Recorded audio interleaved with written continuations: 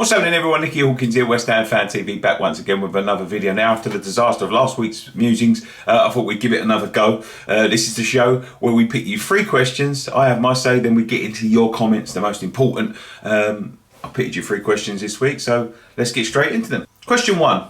Could this be good news for West Ham? And it's just a picture, which I'll just post here, of a tweet added by a journalist.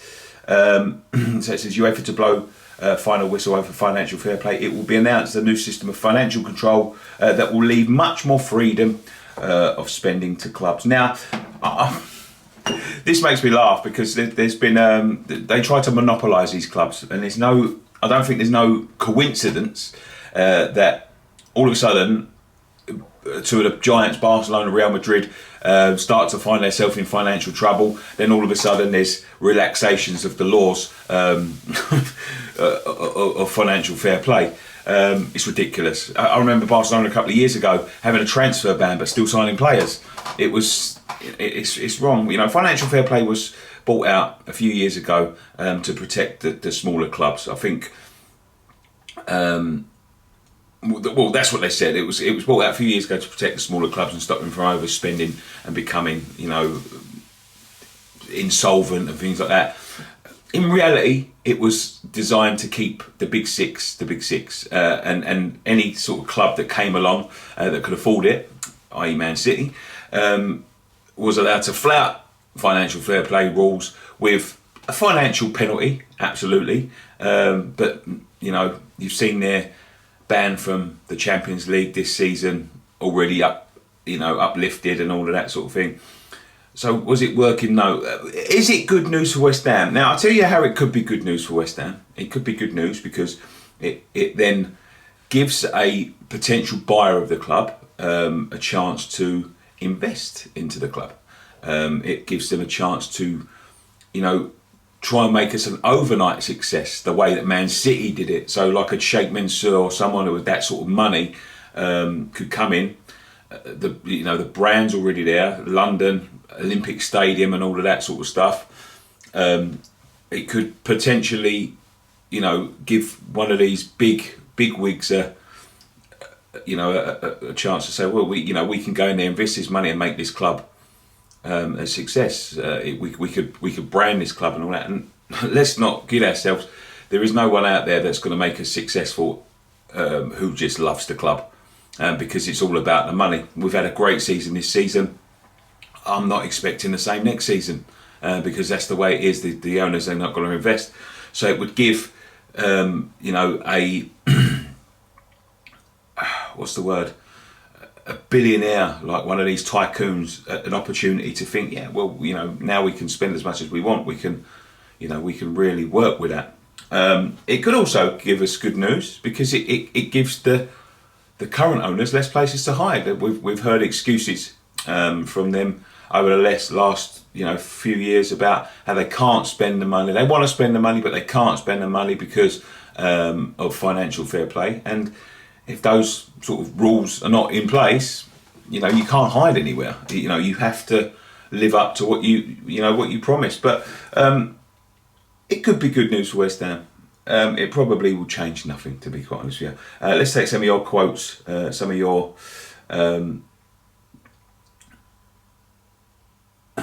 thoughts. 97 M Relic says, well, we don't spend any money to begin with, so who knows? The owners might decide, oh, let's go and spend this much now. But then again, they could say, well, now we can't afford to buy, we must sell.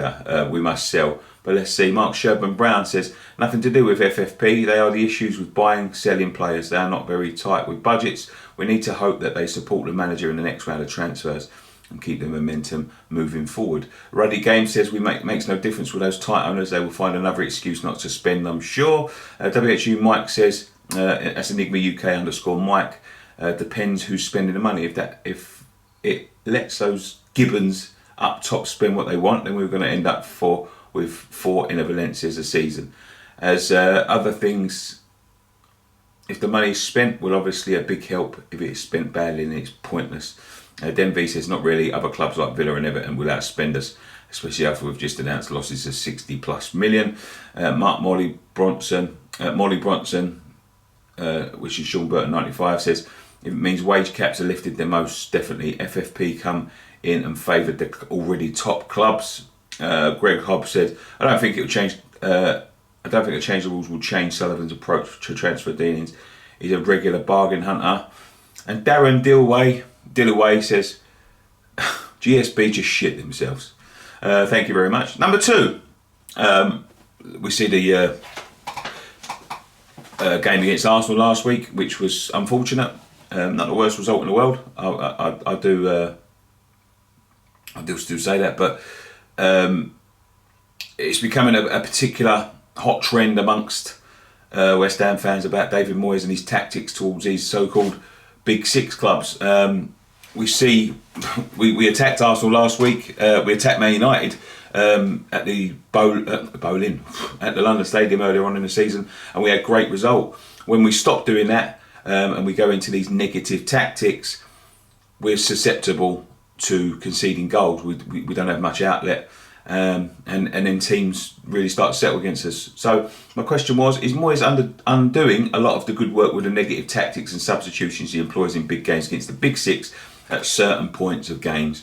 Whether it be from the start, whether it be like what he did against the Arsenal, I'm not sure. I think first full season, let's go back to Glenn Roeder, right?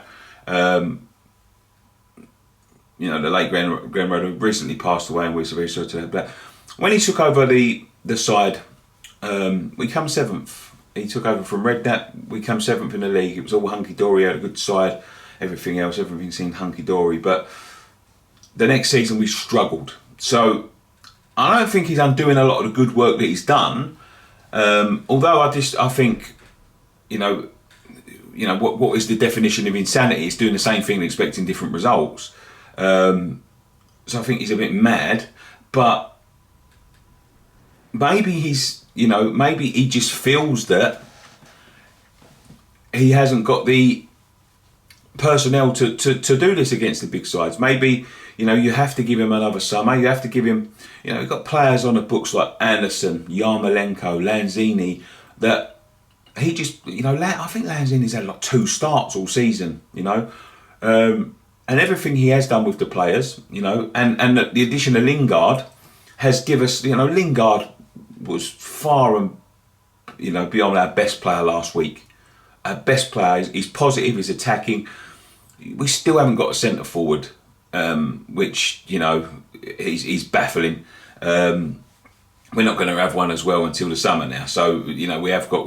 So maybe he feels like he need. But the thing is, I don't know why he expects different results. Because we just can't play that way. Just hopes that it works.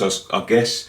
Maybe he thought 3-0 was, enough of a lead to hang on, to grasp on against Arsenal. But I don't think he's undoing a lot of his good work. But if he employs the same, if he gets another summer and he gets rid of some of the dead wood, and then next season we're still doing the same things, then I think he will undo a lot of his good work. And I think we'll come a bit unstuck against some of the lower sides if he does that against. He's done that against the likes of Brighton because we've got a bad record against them. But it's all relative. I don't think so, not at the minute. But if he keeps on doing it and keeps on making the same mistakes, then you've got to say eventually yes. Emmerlig says, I feel like we can beat everyone below the so-called top 6. Why not give it a go against the top sides? I agree subs at times are either late or negative, but this could be down to how thin the squad is. Who knows? The thinness of the squad is key, I think. Den WHU says, I think you would have to bring on, he would like to bring on players like Fornals, Yarmolenko, etc., but they are injured and we just have a thin squad. Stevie Ray says, Moyes is not undoing good work with his subs per se. It's more of a case of him having a thin squad with a few options and not trusting most of them. His setups have to be improved. His setups have improved, but perhaps his tactics are too defensive against certain teams. John Williams says, yes, of course it will. Failure to consolidate. Mark Sherburn Brown says, first 30 minutes against Arsenal, we played some really good football. I would argue, Mark, the best football I've seen this season. We sat back and invited them onto us. Whenever we do that, we concede goals. We must play as we started against Arsenal, keep playing that way. we will win more than we lose. John Williams again, yes he is. Okay. Fatboy Fever 16, the negative mentality has to stop. When you set up in a negative way, you get a negative results. You can see our front four on Sunday. They was on fire, pace, energy, great passing from the front, that have a bit of faith in our attacker at the club. And Mike WHU says there's times to play defensive and times to go on the attack. However, the thing that irks me is sitting back when we're on top or going defensive when we've been on a good run of attacking play. Granted, their lack of options on the bench due to poor squad depth isn't helping. Rider Game says, no, we're expected to lose it versus these teams. Anything we get is a bonus. End of the day, we have squads with 3 or 4 times ours. We have played well versus City United, first United game that is. We got a bit unlucky and just have been competitive in almost every game still.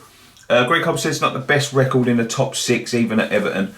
Best chance for a long time beating Liverpool, Man United and Arsenal in my opinion. Not sure why he changes it to so defensive. Without Masuaku, he seems to not have a plan B. You could also argue that the fringe aren't good enough, no depth in strength. I disagree with that. I thought we'd struggle because we was playing so well with Masuaku in the side, but hey ho. The Uncle Boy says what Moyes does, which is his overall managerial record against the perceived bigger clubs, is so average. And Marley Bronson says, no, this season should and is based on the starting of the season's targets and aims. In my opinion, he's reached all of them and more. We need to stop judging final part of the season on how we've done so far, as it has been an overachievement. He gets results against lesser teams, which is more important. Fair play. And question number 3, final question. Is this season going to be considered poor if we slip down the table from the position we are now?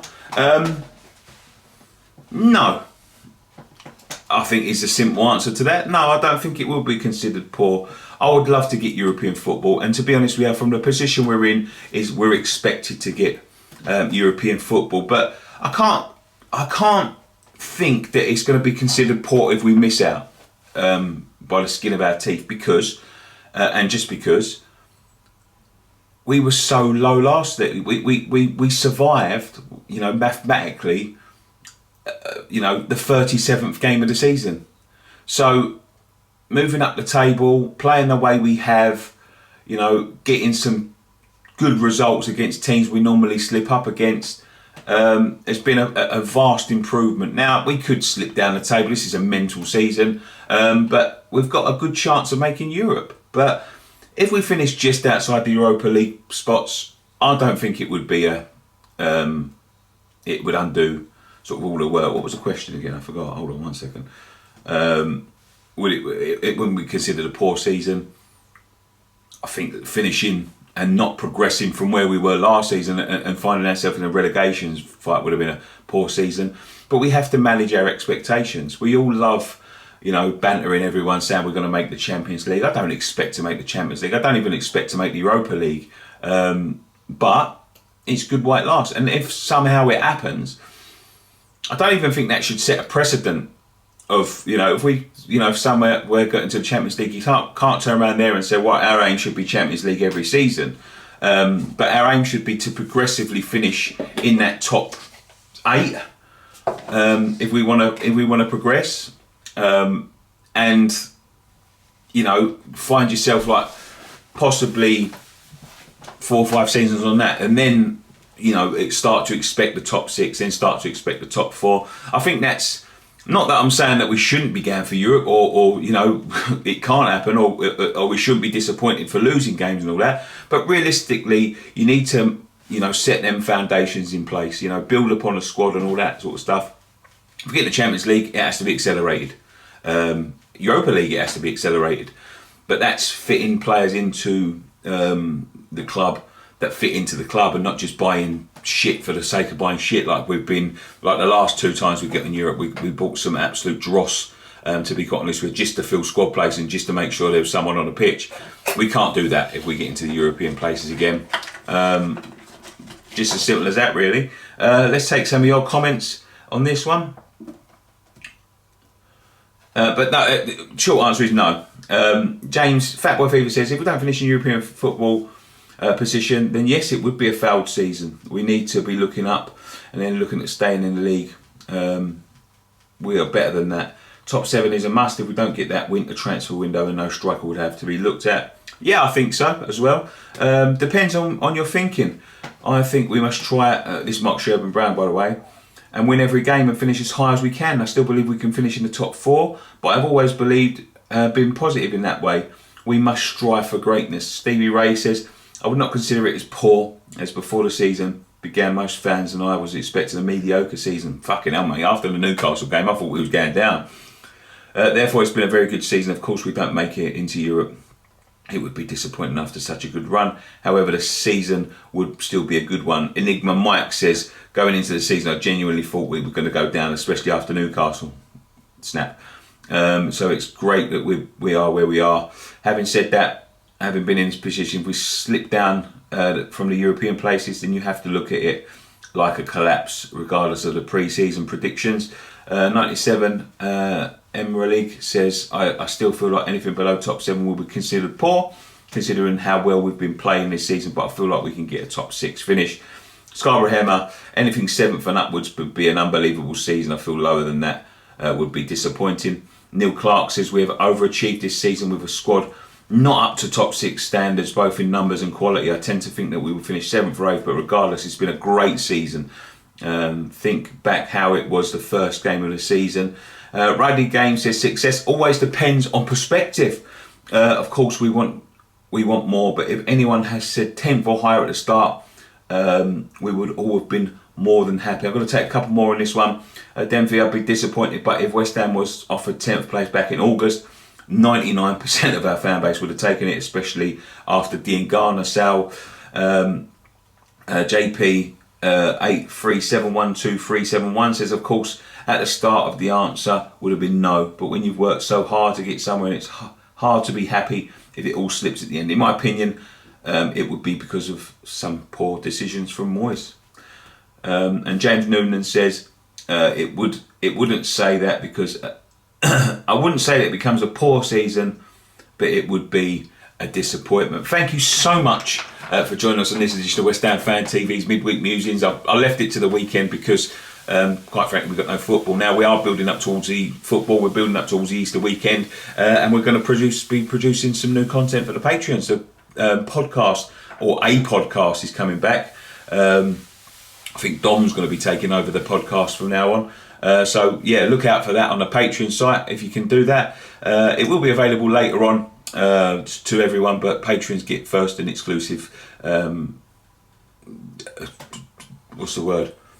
access to that. There also is some more Patreon stuff that we're doing in the build up to the Easter weekend. We're going to be doing sort of like starting 11s and tactic shows and things like that. So yeah, it's all going on over the Patreon. There's t-shirts coming for the patrons. I'm getting the designs finalised. I keep on saying it, but they're coming backwards and forwards. So there is t-shirts coming for everyone that's been there for 3 and 9 months. T-shirts and hoodies are coming very, very soon. Thank you so much for your patience on them ones. And of course, if you don't want to subscribe to the Patreon, there's always plenty of content going on here. Friday night pints and post-match pints, and all post-match content is always posted here. It'll always be free. So if you're new around here and you don't want to subscribe to the Patreon, just click the subscription button down below and turn on the notification bell, and you'll always get the stuff that we're producing for you. New mugs. We've got new mugs. Some of our t-shirts. We've got new t-shirt designs, by the way. I'll give you a sneak peek at a couple of the designs over the weekend when we're playing against the football, because I get a couple in high definitions, to be honest. There's a couple a bit more going backwards and forwards, but new t-shirts going up on the store next week. But at the moment we've got mugs. You can see them. I'll post some pictures up over this. If you want to go and check that out, check our Shopify out, whftv.shopify, and you can check out all of that, plus our range of t-shirts on there as well. As I say, if you're new around here, subscribe. Follow us on all our socials. You'll find us at West Ham Fan TV on all of them. Thank you very much for joining us. One thing left to say, come on you Irons.